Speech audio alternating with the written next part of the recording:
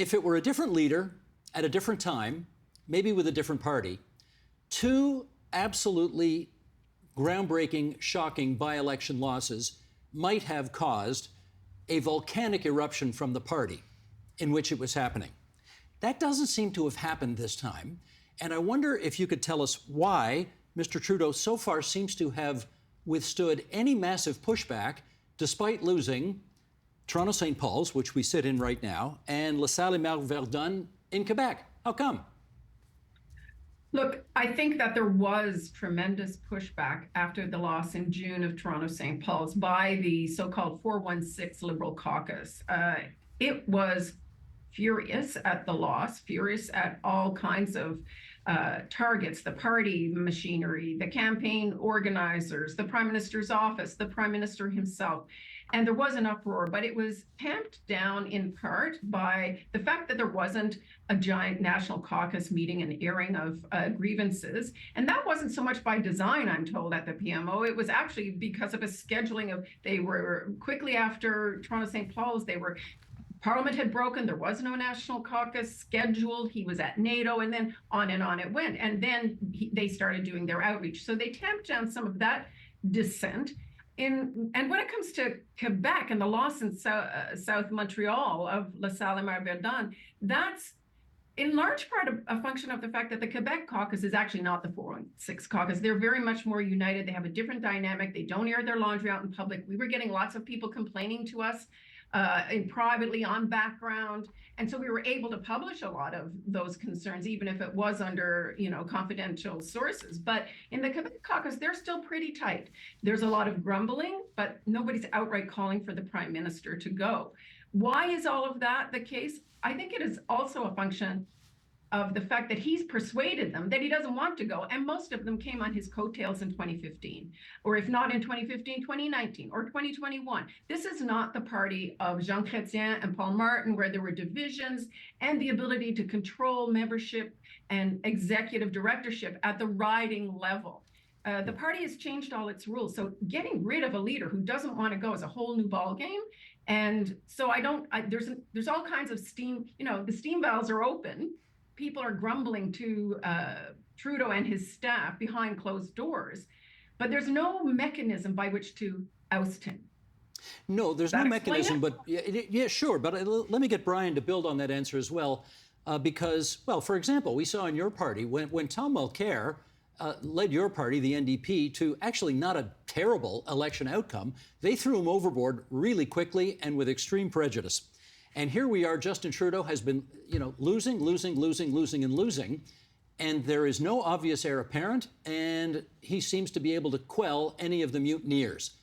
What's the special sauce he's got going for him, you think, that allows him to do that? Timing.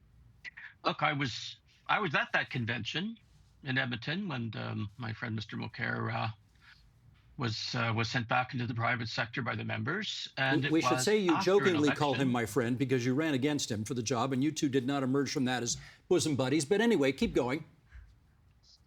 So, it was a postmortem after an election in which was viewed as devastating, in a circumstance in which was building on the orange wave. We thought we had a shot at government, and we ended up back in third place, having lost an enormous chunk of that wonderful breakthrough in Quebec, and party members took it very badly.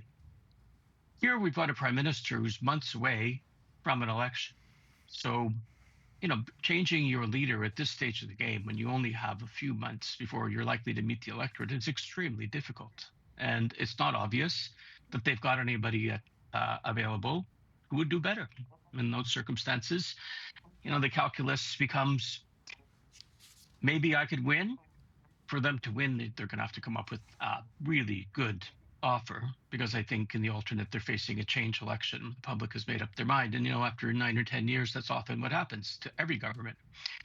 Or in the alternate, what they calculate is that they'll do least bad under the prime minister, and then they're not handing whoever succeeds him a poison chalice, where the successor has to eat a defeat. Instead, the successor can do the rebuild. So you could argue that Mr. Trudeau is either looking for a really big reset, in which case they're going to have to come up with it really soon, or he's doing the honorable thing and eating what's coming, so his successor doesn't have to. Andrew, let me set up the question to you with a few more facts, and that is, it's not just the 2 by-election losses. It's the campaign director saying, I'm standing down because I'm not sure I can orchestrate a victory for you next time around.